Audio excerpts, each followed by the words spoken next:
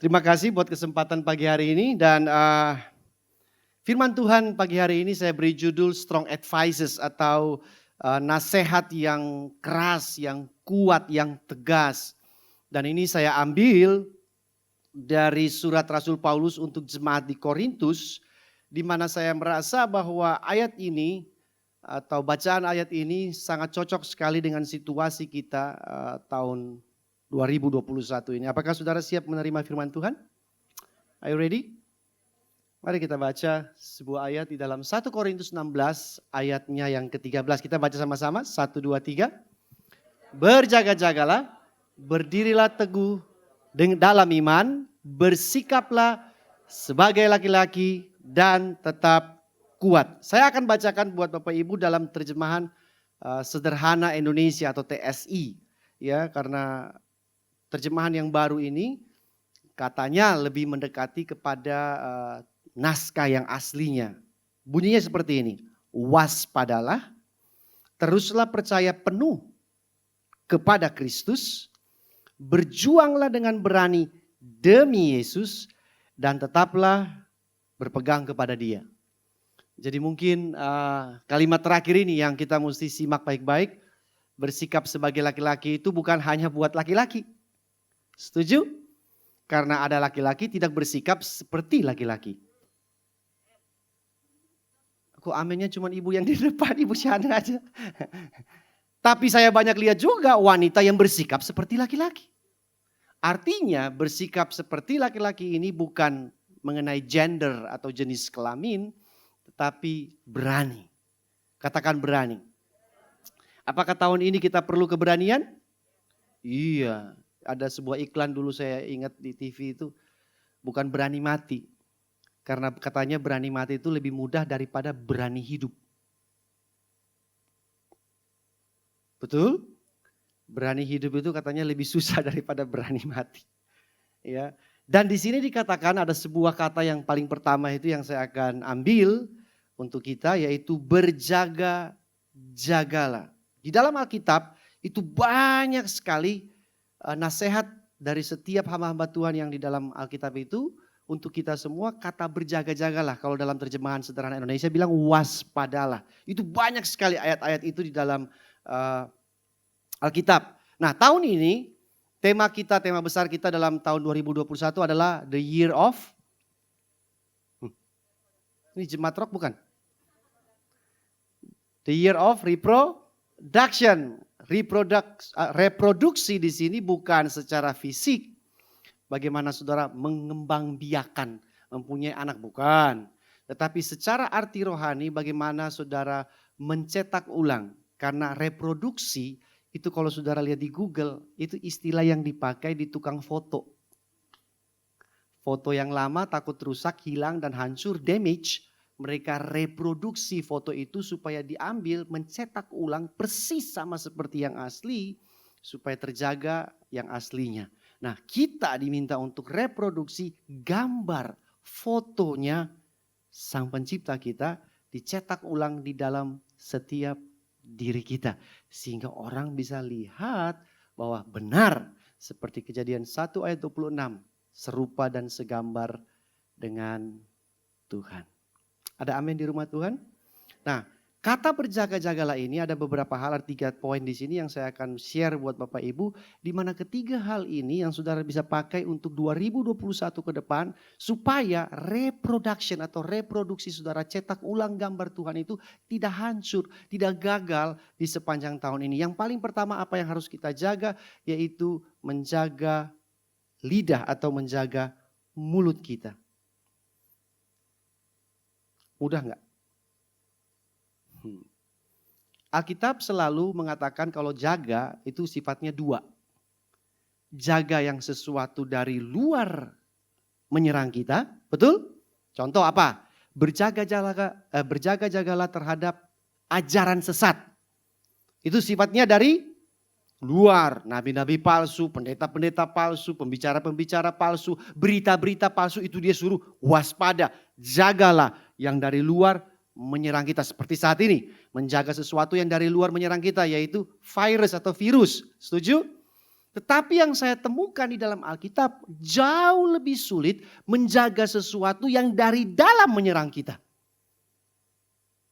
Benar nggak? Ya contohnya yang tadi saya sebutkan poin pertama. Jaga mulut atau jaga lidah kita. Lidah atau mulut kita tempatnya di dalam kita. Tapi menjaga mulut lebih susah daripada menjaga setan yang di luar kita. Hello? KRC, benar? Jaga mulut nggak bergosip lebih sulit daripada menjaga ajaran sesat. Karena kalau orang datang ngomong udah macam-macam, udah salah nggak sesuai dengan Alkitab, kita langsung, oh ntar dulu, salah itu. Tapi jaga mulut sendiri jauh lebih sukar. Yang paling pertama adalah jaga lidah. Saya ambil dari Amsal 18 ayat 21. Coba kita baca sama-sama.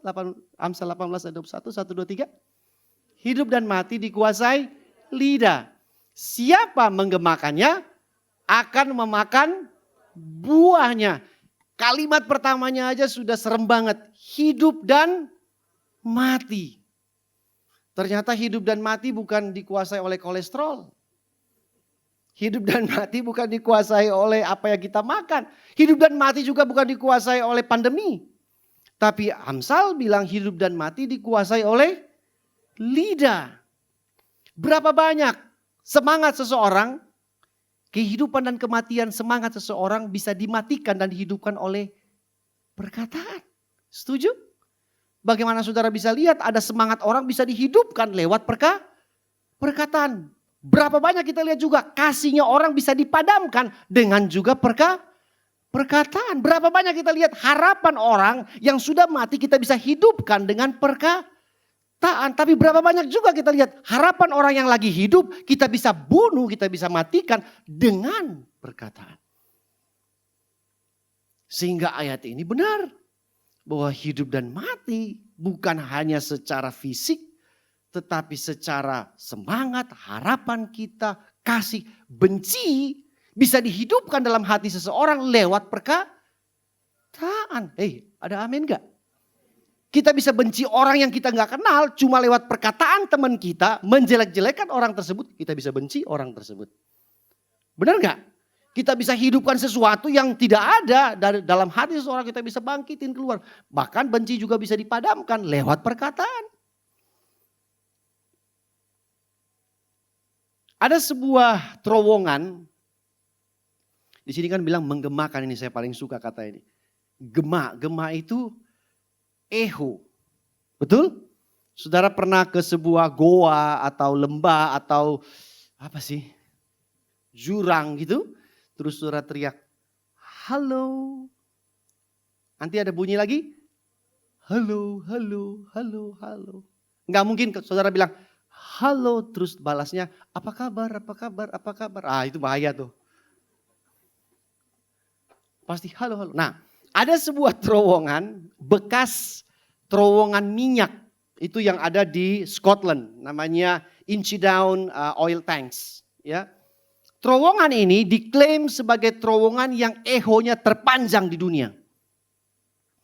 Terowongan itu panjang berapa ratus meter. Jadi kalau saudara teriak dari ujungnya, halo, itu makan waktu 1 menit 52 detik baru halonya selesai. 2 menit itu bisa ngopi-ngopi, bisa makan cookies, bisa makan pisang dulu, pisang goreng. Halonya masih halo, halo, halo. 1 menit 52 detik. Menggema. Amsal bilang perkataan kita bisa bergema di telinga orang lain lebih daripada 2 menit. Bisa 2 tahun, bisa 20 tahun. Setuju? Perkataan orang tua terhadap anaknya, bodoh lu, gemanya bisa 15 tahun. Setuju? Saudara ngomong sesuatu yang jelek buat orang lain, gemanya bisa 10 tahun di telinga orang itu. Nah, apa saja bisa bergema di diri orang lain yang keluar dari perkataan kita. Yang paling pertama, janji. Janji seseorang bisa bergema terus, bukan? Saudara janji di 2020, sampai sekarang orangnya masih tagih terus. Mana katanya janji? Bergema janjinya. Makanya jangan cepat bikin janji Bapak Ibu. Komitmen. Saudara bikin komitmen di tahun 2020 masih bergema sekarang. Nah hati-hati sekarang kalau saudara bikin komitmen tahun 2021 masih bergema nanti sampai tahun 2022.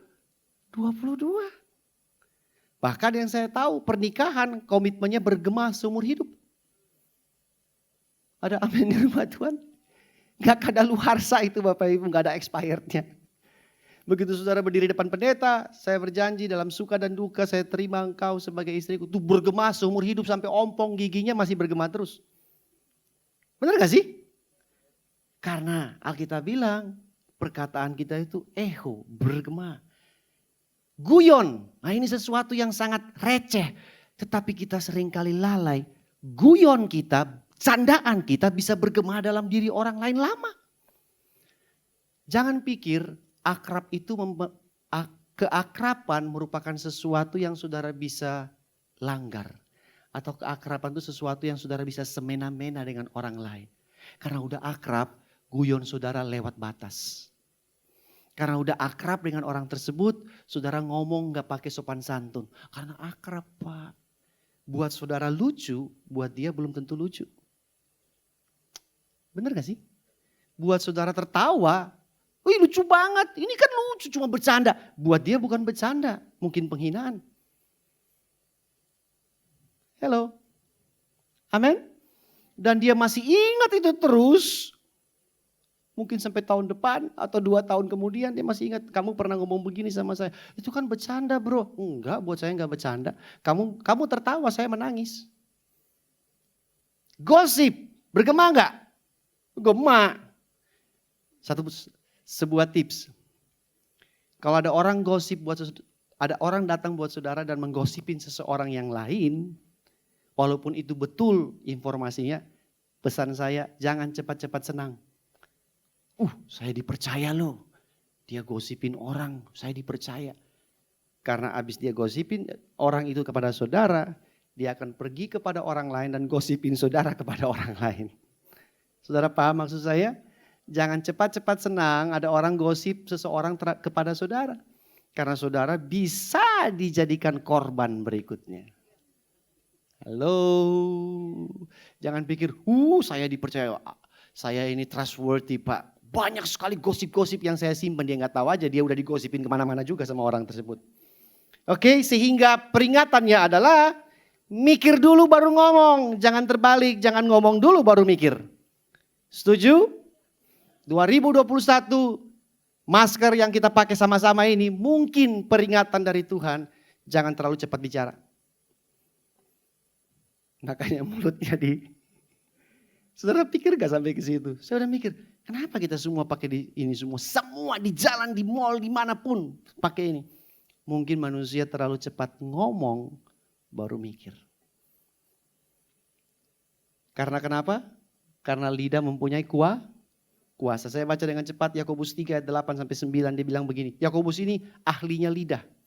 Rasul Yakobus. Tidak seorang pun yang berkuasa menjinakkan lidahnya sendiri sesuatu yang buas. Dia bilang lidah itu buas saudara. Katanya harimau, singa bisa dijinakkan dengan sifat manusia, dengan manusia. Tapi lidah manusia itu sendiri belum tentu bisa dijinakkan oleh manusia itu sendiri. Yang tak terkuasai penuh racun dan mematikan. Lidah bisa ular di mulutnya. Kurang berbisa dengan bisa saudara dan saya yang di mulut kita sendiri. Lebih beracun katanya. Dengan lidah kita memuji Tuhan. Dengan lidah pula, lidah yang sama kita mengutuk orang yang diciptakan serupa dengan Tuhan. Adakah sumber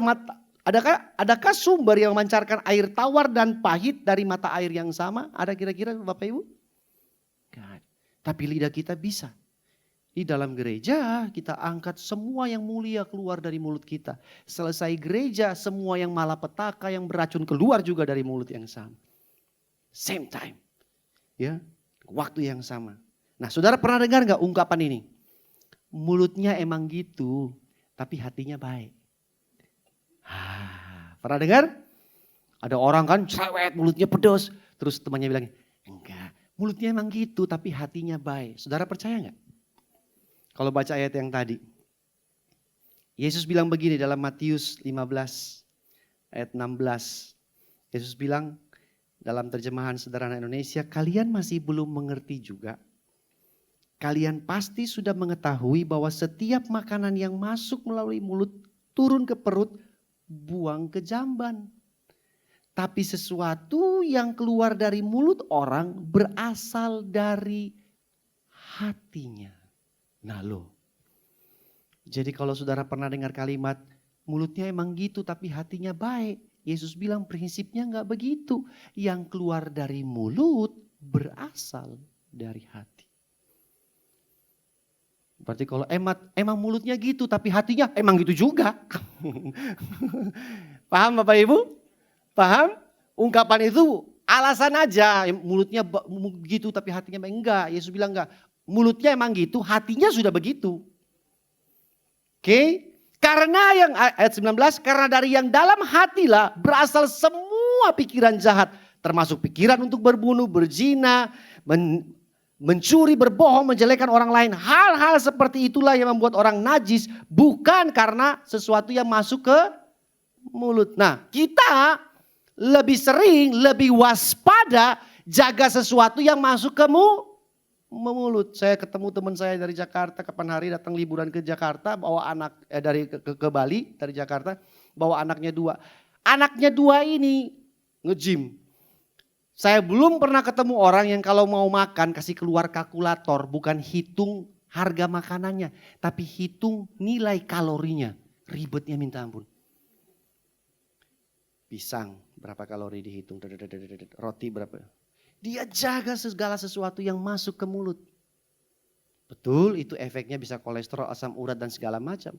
Tapi Yesus bilang yang jauh lebih penting bukan yang masuk. Tapi hitunglah saat yang keluar itu kita mesti hitung. Makanya mikir dulu baru ngomong. Hitung-hitung dulu baru ngomong. Setuju?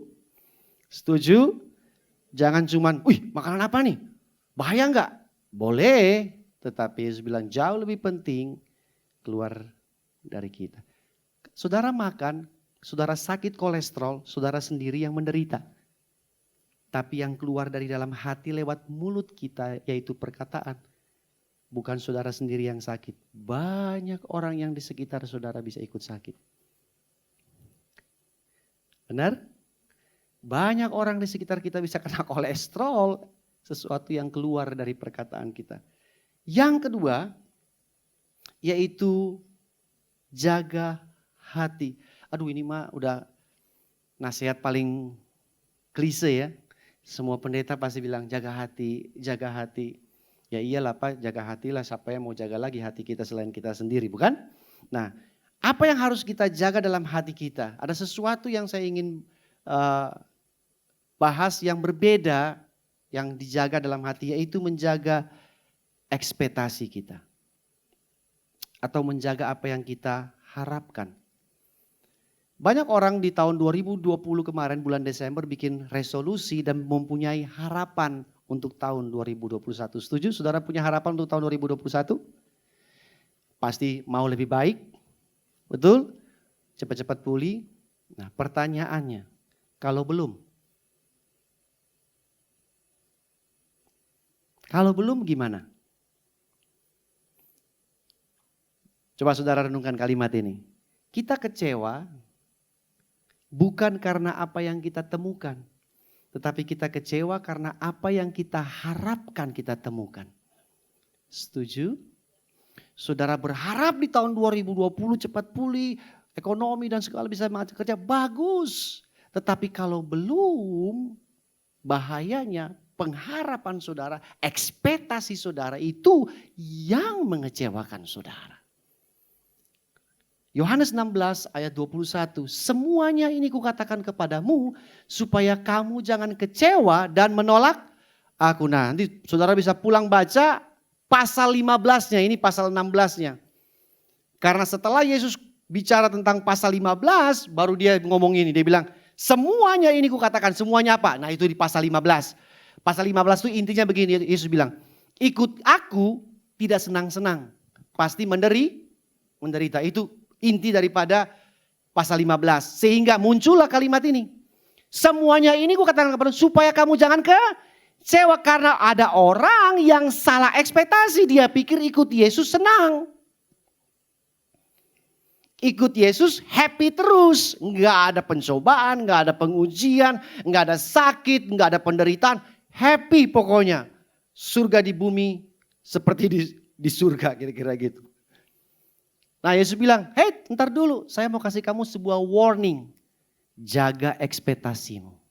Karena kalau kamu nggak jaga kamu akan kecewa. Step berikutnya kamu pasti tolak. Karena setiap kita kalau kecewa pasti tolak. Ada orang kecewa dengan satu member, satu anggota dalam komsel, cuma kecewa terhadap satu orang aja. Dia bisa tolak semua orang yang dalam komsel. Ada satu orang yang kecewa dengan salah satu anggota jemaat di dalam gereja, dia bisa tolak seluruh gereja. Karena orang kalau sudah kecewa, udah gak bisa lihat mana yang benar, mana yang salah. Pokoknya saya sakit hati lah, pokoknya saya udah kecewa. Saya tolak semuanya. Yesus kasih warning. Karena kalau kita kecewa, kita bisa tolak semuanya. Karena kenapa? Karena kita bukan disakiti dengan apa yang kita temukan, tapi kita disakiti oleh ekspektasi kita sendiri. Setuju? Apa yang kita harapkan. Jika kita tidak mengelola, ini baik sekali saudara bisa baca. Jika kita tidak mengelola ekspektasi kita, maka kita akan segera mengelola kekecewaan kita. Is it true? Benar? Yang pacaran benar? Halo? Saya ngerti banget tuh orang yang pacaran kenapa ekspektasinya tinggi. Karena semua orang yang pacaran selalu ekspektasi di depan antisipasi. Benar gak sih yang pacaran? Ada amin bagi yang pacaran. Betul? Gak ada orang pacaran tuh antisipasi. Semuanya pokoknya endingnya happy. Endingnya seperti di film-film. Seperti di sinetron. Pokoknya endingnya seperti itu Pak. Gak apa-apa. Tapi kalau kita gak kelola ekspektasi kita. Sooner or later, cepat atau lambat, saudara akan kelola kecewa. Buat saudara mana yang lebih gampang? Kelola kecewa atau kelola ekspektasi? Sedia payung sebelum hujan. Setuju? Ekspektasi adalah sesuatu yang muncul secara otomatis. Benar gak? Ekspektasi selalu muncul otomatis. Tetapi antisipasi tidak muncul otomatis. Antisipasi adalah sebuah precaution, saudara, pencegahan, jaga. Boleh ekspektasi tapi saya sudah antisipasi. Bukankah tahun 2020 kemarin mengajarkan kita bahwa kita lambat antisipasi? Berapa banyak cicilan yang mogok di tengah jalan di dalam ruangan ini? Hello, termasuk saya. Awal tahun 2020 bikin hitung-hitungan penerimaan dan pengeluaran. Surplus di lumayan, cicilan yuk. Ekspektasi, karena sepanjang bulan ada income yang lebih, betul? Ekspektasi, nggak bikin antisipasi Pak. Begitu pandemi, boom, waduh, kebobolan. Hello, 2021 mungkin kita perlu belajar antisipasi, amin. Yang terakhir, jaga pikiran. Very simple. Jaga pikiran. Tahukah saudara bahwa pikiran adalah pengganggu hati saudara? Benar gak sih? Hati mau percaya. Hati mau berharap. Hati mau semangat Pak. Tapi yang di sini Pak, goda terus, bunyi terus, ngomong terus yang di sini. Enggak mungkin, matilah kau saat ini, enggak akan pulih lagi. Di sini ngomong terus Pak, ganggu terus yang di sini. Padahal tadi 1 Korintus 16 bilang, berdirilah teguh dalam iman mau Pak, iman di sini mau Pak, tapi di sini ganggu terus di sini sehingga imannya goyah, imannya rontok. Yang benar mekanisme kerjanya seperti itu. Pikiran saudara mengganggu hati saudara sendiri sehingga membuat kita menjadi Takut membuat kita menjadi khawatir. Tahukah saudara bahwa ketakutan adalah ruang kerjanya iblis? Betul? Begitu ada ketakutan, saudara seperti buka. Nih, office-nya iblis, silakan bekerja di sini. Tetapi ruang kerjanya Tuhan namanya kasih dan pengharapan. Amin. Nah, tergantung di pikiran saudara. Nah, bagaimana sekarang menjaga pikiran? Saya tidak punya cara lain untuk menjaga pikiran saudara dan saya terkecuali pikiran lama harus ganti dengan pikiran baru. Selesai. Tidak bisa ditengking. Siapa yang bisa tengking pikirannya sendiri? Begitu ada pikiran macam-macam, dalam nama Yesus, pergi dia enggak? Pergi enggak? Oh enggak, dia balik lagi bawa teman-temannya lebih banyak. Benar enggak sih? Tambah kacau bukan? Yang Alkitab suruh dalam Roma 12 ayat 2, dalam bahasa Inggrisnya bilang begini.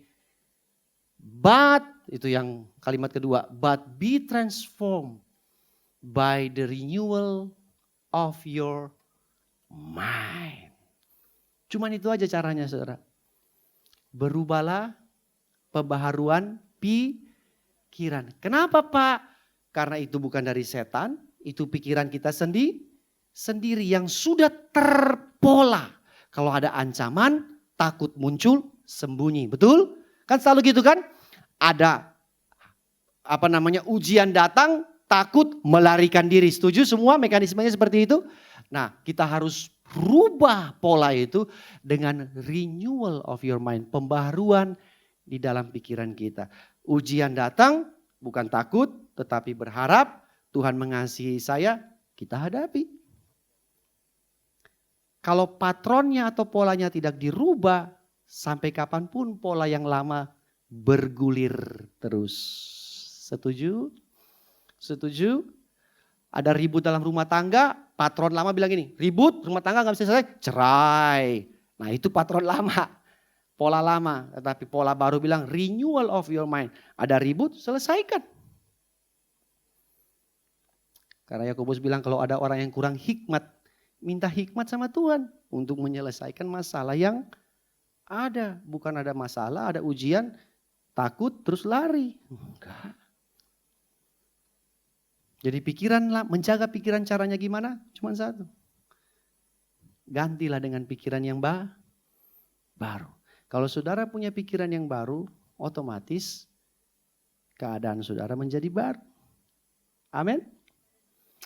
Saya rasa itu cukup sharing saya pagi hari ini. Terima kasih sudah mendengarkan saya dan Tuhan memberkati kita semua. Thank you.